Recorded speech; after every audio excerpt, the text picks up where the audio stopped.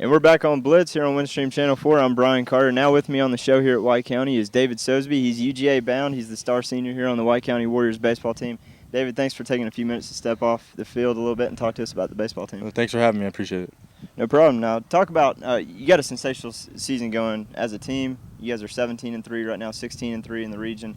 And you personally, outstanding season on the mound yet again, and also at the plate. You've done very well. So, talk about basically in your senior season being able to play at that high of a level and what that means to you. Well, it's the last year of playing high school, so might as well leave it all on the field and give everything we got. And teammates are doing the same thing.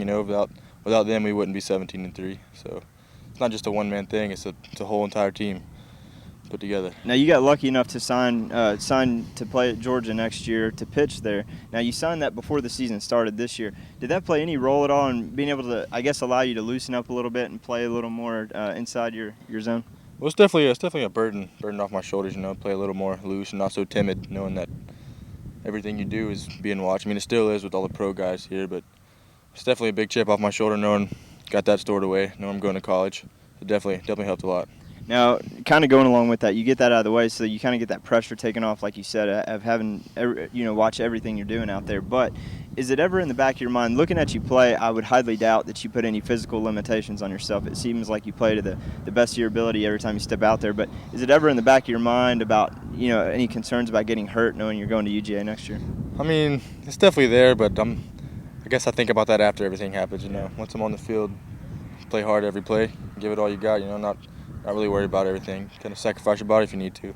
Right. Well, that's a good way to. That's the way to play. So, now any team that has a record like yours does, and this is 2 years in a row, you guys have played at a really high level.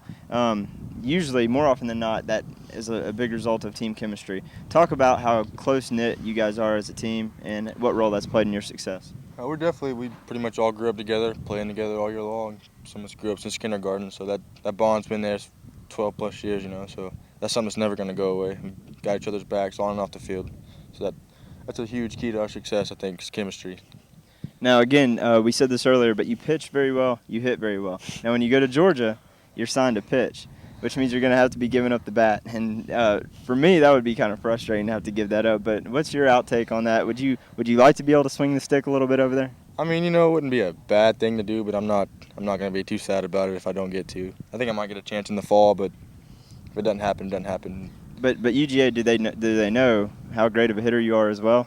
Or do they even pay attention to that? Or are they just looking at you on the mound? I think they might have seen it a few times, but I think they worry about what's on the mound, not so much at the plate. Right, I can see that. Now, last question for you.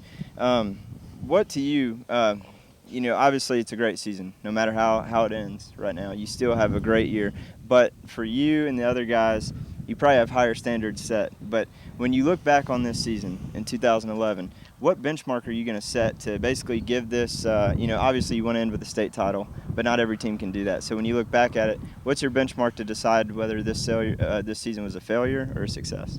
Well, obviously we start off by, hopefully clinching the #1 spot in the region. That would be a success. And we want to go further in the playoffs this year. We don't want to just stop at the first round. Of course, we want to win all the way. But I guess anything past the first round is still a success, better than the years previous. But, the goal is to go all the way. So that's what we're going to try to do. All right. Well, David, thank you for taking time with us to be on the show. We appreciate it. Good luck the rest of the way, and we're going to be cheering you on all the way through the state playoffs. Appreciate it. Now, don't go anywhere. When we come back, we're going to be on the phone lines with an interview from Towns County. Appreciate it, man. Thank you. I'll be giving Coach